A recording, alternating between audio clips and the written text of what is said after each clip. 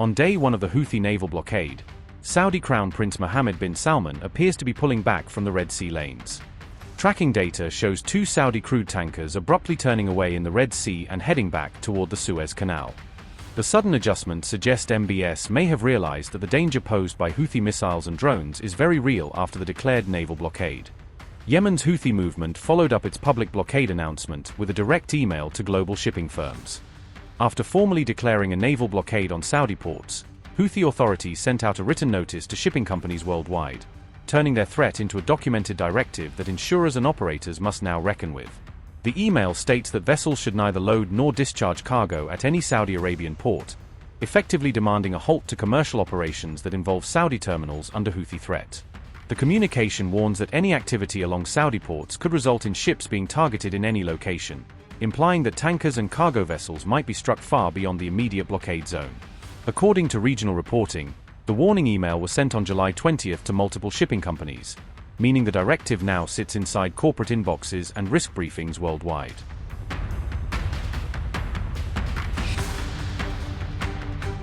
Two oil tankers loaded with Saudi crude and originally bound for China and India executed U-turns in the Red Sea and redirected toward the Suez Canal, avoiding the Bab al-Mandeb approach where Houthi control is strongest.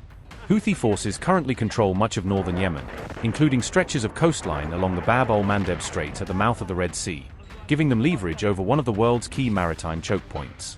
Since threats and disruptions around the Strait of Hormuz intensified, Saudi Arabia has leaned heavily on the Red Sea as its main bypass route for crude exports, turning this second corridor into a vital lifeline now under fresh pressure.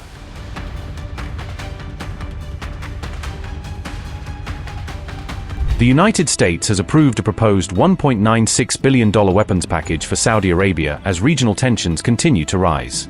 The proposed package includes up to 20,000 Advanced Precision Kill Weapon Systems, or APKWS, along with associated warheads and support equipment. The sale also includes LAU-131, a 7-shot 70mm rocket launch pods, according to U.S. officials. 66 Malawian Quachars rocket motors, 152 Malawian Quachars high-explosive warheads and proximity fuses, also part of the proposed defense package. Saudi Arabia requested up to 10,000 air-to-air APKWS-2 guidance sections to strengthen its air defense capabilities.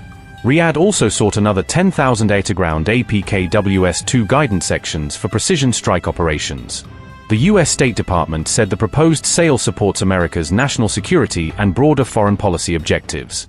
Washington said the package would improve Saudi Arabia's ability to counter both current and future security threats.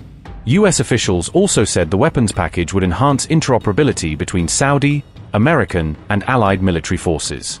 Washington continues to describe Saudi Arabia as a major non-NATO ally and one of its key strategic partners in the Middle East. The announcement came as tensions between Saudi Arabia and Yemen's Houthi movement continued to escalate. The proposed sale also comes as the United States expands military operations and naval pressure against Iran across the Gulf region. The State Department said the transfer would not affect the readiness or operational capabilities of the U.S. military. The proposed deal must now undergo final review by the U.S. Congress before it can be formally completed. The Houthis have issued a clear warning to international carriers, urging them not to operate in Saudi Arabian airspace until the restrictions they oppose are formally lifted and safety guarantees are provided. The Yemeni group publicly implored airlines and governments to take our warnings seriously, framing the plea within a wider context of escalating regional tensions and the very real possibility of further military reprisals. That advisory comes on the heels of reports that Saudi forces conducted a strike aimed at Sana'a International Airport, an attack that sharply heightened fears about the safety of nearby civilian flights. Tensions spiked after a Mahan airplane from Iran landed in Sana'a, which is under Houthi control, prompting alarm among regional actors and observers who saw the arrival as politically and militarily significant. According to Houthi statements and unconfirmed reports, that aircraft was carrying senior movement leaders returning from travel in Iran, a detail that added to the diplomatic sensitivity of the flight. The delegation's trip was reportedly to attend the funeral of Iran's former supreme leader, Ali Khamenei, an event that underscored the close political and ideological ties between Tehran and the Houthi leadership. Saudi forces are reported to have struck Sana'a International Airport around the time the aircraft was returning from Iran, an action that Houthi officials say directly endangered the plane and its passengers. Following the strike and growing concerns for its safety, the plane diverted and was able to make a safe landing at Al Hudaydah, the Red Sea port city, according to local authorities. The Houthis warn that civilian flights remain at risk as long as Sana'a airport faces what they describe as an effective blockade, arguing that restricted access and military threats make operations unsafe. This aviation advisory arrives amid a renewed flare-up of tensions centered on Yemen's principal international airport, turning what had been tentative post-conflict normalcy back into a flashpoint.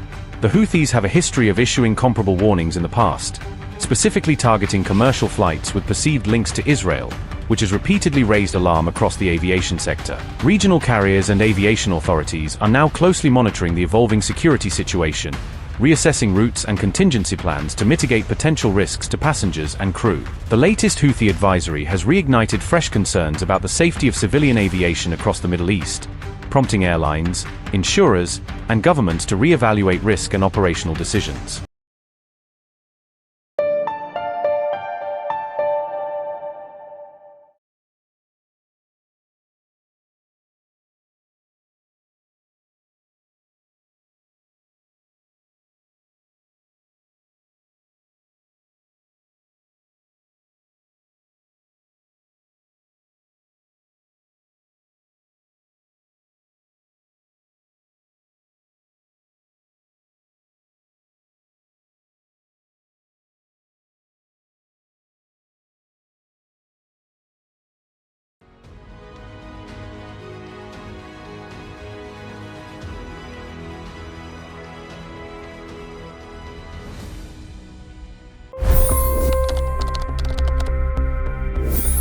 $25 crore गरीब गरीबी को परास्त करके बाहर निकले।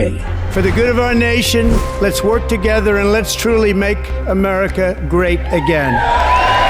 The fastest news breaks. Requested PM saying that look, you will have to speak to Putin and to Zelensky. The biggest newsmakers. The relationship with India is probably the most important bilateral relationship the U.S. will have for the rest of this century. The capital delivered quite an election result today. Expert analysis. The million-dollar question today is how to stop this dance of death. Ground reports. I'm standing at the crossroad of the Kumbh Mela. Behind me are more than 100 entry ghats. Long-form interviews. Exclusionary politics is reflected in Manipur case as well. You don't bother because this is a small state. Have you ever wondered what happens when a banking dynasty meets tides of world history, intrigue, and a dash of myth? Why exactly did the US topple the Sheikh Hasina government? HD videos. We don't just break news, we break it down.